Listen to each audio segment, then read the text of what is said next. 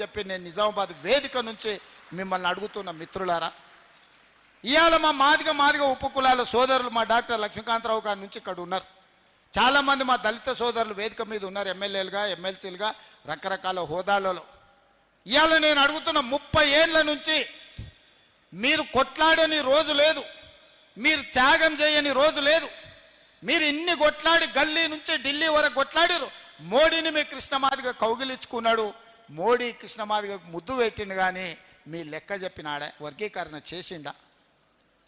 ఇవాళ నేను అడుగుతున్న మా మాదిగ ఉపకులాల సోదరులను, 30 ఏళ్ళ మీ సమస్యను మాదిగ ఉపకులాల వర్గీకరణ చేసి లెక్క గట్టి ఎవరికి ఎంత ఇవ్వాలో అంత చట్టం చేసి మంత్రివర్గంలో ఆమోదిస్తే ఇవాళ మా మాదిగ సోదరులు మాదిగ ఉపకులాలు కొంతమందికి కష్టం ఉండొచ్చు, కొంతమందికి నష్టం ఉండొచ్చు, కొంతమందికి ఇష్టం ఉండొచ్చు, కానీ సుప్రీంకోర్టు ఇచ్చిన జడ్జిమెంట్ ప్రకారం ఎస్సీ ఉపకులాల వర్గీకరణ చేసింది నేను కాదా?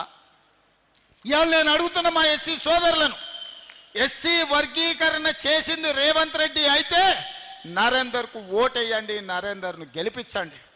ఇవాళ నేను చెయ్యలేదు అంటే మోడీ మీకు చేసిండంటే మోడీకి ఓటేయండి.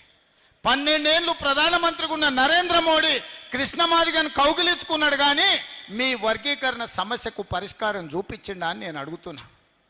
మరి సమస్యకు పరిష్కారం చూపించిన నా వైపు నిలబడతారా, మీ సమస్యను జటిలం చేసిన బీజేపీ వైపు నిలబడతారా? మీరు ఆలోచన చేయండి అని మా మాదిగ సోదరులు ఉపకులాల సోదరులను మా దళిత సోదరులను నేను అడుగుతున్నా. మిత్రులారా, ఇవాళ ఆలోచన చేయండి. 10 నెలల్లో నేను చేసిన పనులను మీరు లెక్క కట్టండి. 12 ఏళ్ళు నరేంద్ర మోడీ పరిపాలనను, 10 ఏళ్ళు చంద్రశేఖరరావు పరిపాలనను మీరు అంచనా వేయండి.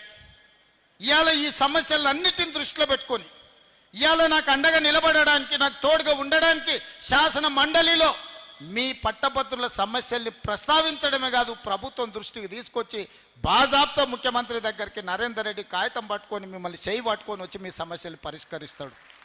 ఇవాళ మీ చేయి పట్టుకొని మీ సమస్యలు పరిష్కరించేటోడు మీ ఎమ్మెల్సీ కావాలన్నా, మీరు ఓటేసిన తర్వాత దొంగకు దొరకకుండా తుపాకీ గుండుకు అందకుండా పోయేటోడు మీకు ఎమ్మెల్సీ కావాలన్నా? మీరు ఆలోచన చేయండి మిత్రులారా. ఇవాళ మీరు ఆలోచన చేయండి. ఈ ఓట్లు ఆషామాషి ఓట్లు కాదు. ఒక ఎమ్మెల్సీ గెలుపు ఓటమితోని, ఎమ్మెల్సీలతోని ప్రభుత్వం మనగడికి ఏం ప్రమాదం లేదు. నరేందర్ గెలిచినా గెలవకపోయినా నా ప్రభుత్వానికి వచ్చిన ప్రమాదం ఏం లేదు.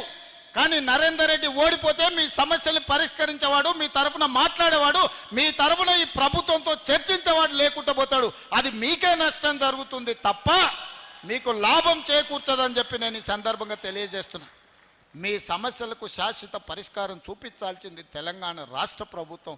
తెలంగాణ రాష్ట్ర ప్రభుత్వంతో చర్చించాల్సింది మిత్రుడు నరేందర్ రెడ్డికి ఓటేసినప్పుడే మీ సమస్యలకు పరిష్కారం దొరుకుతుంది అని చెప్పి నేను ఈ సందర్భంగా తెలియజేస్తున్నాను. అంతెందుకు ఇక్కడ మీడియా మిత్రులు ఉన్నారు, హైదరాబాద్లో ఉన్న వాళ్ళని అడగండి.